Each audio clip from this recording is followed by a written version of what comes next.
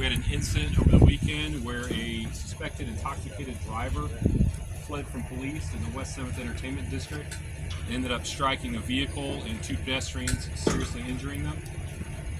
I just want to say up front, our department's prayers are with those victims as well as the bystanders who witnessed this act and were traumatized by it. We know that any time that someone's reckless and dangerous actions put innocent bystanders at risk and injure them like this, it hits home for all of us because we all think of ourselves as wanting to just be able to go out and enjoy a night out on the town in our great city.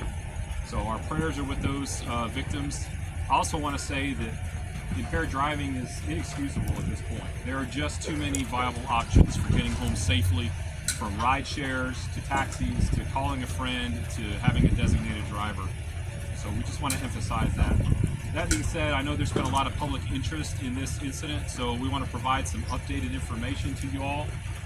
We've also uploaded some video from the dash cams to our department's YouTube page, and they'll be available for you all as well. So at about 10:06 p.m. on Saturday, January 27th, officers that are assigned to the West 7th Entertainment District were just on patrol, driving down Fox Street near the Bar District, and they observed a dark gray pickup with no lights on exit from the parking lot at about 1000 Fox Street and attempt to drive the wrong way down Morton Street westbound. This is a one-way street and oncoming traffic was facing them. The truck eventually figured that out, backed up, and almost struck the parked police car. Sat there for a couple seconds. The officers began to be worried that we might have an impaired driver on our hands. So they activated their overhead lights to try and detain that driver, and instead of complying with the officers, the driver chose to take off and drive through the parking lot at a high speed and then drive the wrong way down Fox Street and onto West 7th. The officers observed the vehicle strike several curbs, nearly collide with several vehicles, driving quite erratically and pretty fast. Eventually, the truck drove into a bank parking lot after jumping a curb, hit a pole near the ATM, and demolished the left front tire.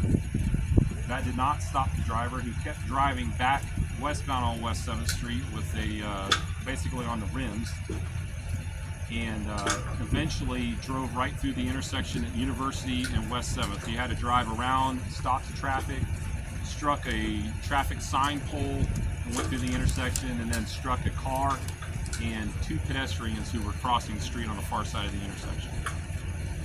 The officers arrived on scene pretty much immediately, of course, and began rendering aid. The driver was taken into custody. He was still in the vehicle. He was transported to the hospital, and a blood draw was conducted at the hospital. The two victims, which were an adult male and an adult female, were transported to area hospitals with serious injuries. I can tell you that the suspect is still in jail on a $95,000 bond. He has a charge of intoxication assault in a vehicle causing serious bodily injury, evading arrest or detention in a vehicle causing serious bodily injury, and unlawful restraint. At this time, I'd be glad to answer any questions you might have. Can you tell us the blood alcohol level after the draw, Sergeant? We do not have that information back yet. It's still being tested. Do we know where Andrew was prior to this? Was he at one of the bars on 7th Street? Or? The traffic investigation unit detectives are still looking into all of that. That'll be part of the complete investigation. Sergeant, did officers follow the department's policy when engaging in this DWI suspect? That's a great question.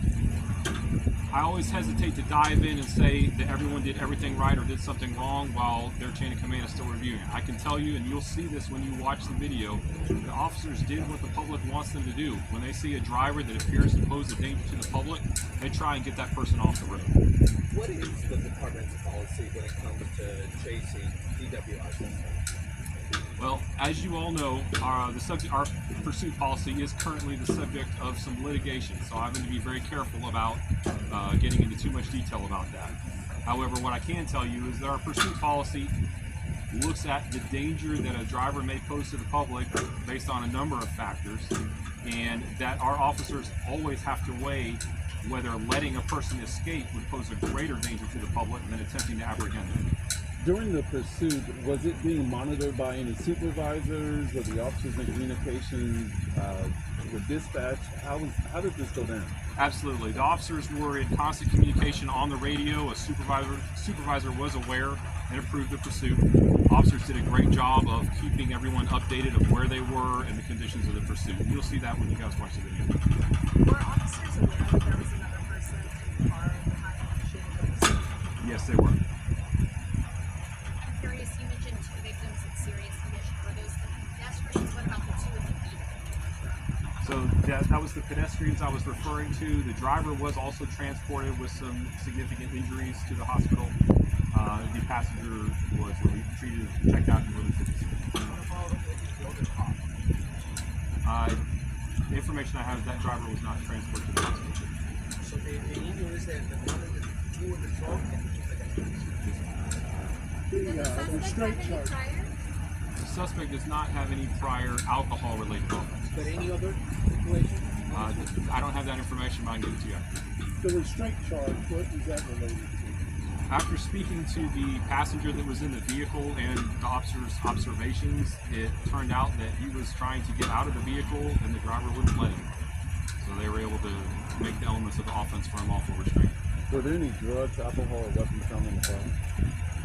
I can tell you that evidence of alcohol was found in the car. In terms of any other types of substances, that's all going to be part of the full investigation. This other person in the car, was it a female? Was it a friend? Was it a family? Who was that person?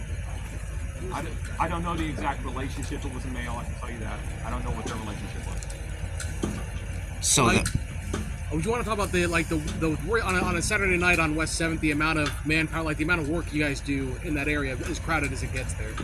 Absolutely. If any of y'all know that area, you know that it gets real busy on a Saturday night. We have a significant number of officers that are assigned to patrol just that area, as well as a large number of officers working off-duty jobs at different bars and restaurants. So it is an area the city's placed a high priority on trying to keep everyone safe due to the amount of people down there. And anytime we have someone driving recklessly or driving impaired, we recognize that that's a very serious situation. A lot of people could get hurt real quick. Is any establishment being looked at for possibly over-serving somebody? Anytime we have a DWI investigation like this, that's always part of the investigation to see where they were consuming alcohol at and if there's anything else to be investigated. What would this establishment be looking at if found to be at fault of anything? So any establishment that serves alcohol is, of course, subject to regulation by TABC, and so they'll be looking into if they may have violated any of those. And again, at this time, I don't have any information to suggest that. That's always part of any thorough investigation of these types of situations. What was the highest speed you turned into? I believe the highest speed was approximately 75 or 80 miles an hour. What's the policy for actually reviewing whether a vehicle pursuit, not policy or not? I know you can't speak to the specifics of the policy. Sure. Every pursuit that occurs in the city of Fort Worth, regardless of what happens, is reviewed by the entire chain of command from that officer's immediate supervisor on up to their divisional chain of command and the executive staff level. And each level looks at policies and procedures and the judgment used in that pursuit and makes determinations. I'll take one more question. The injuries he sustained, was it from the accident? The driver? Yes, sir.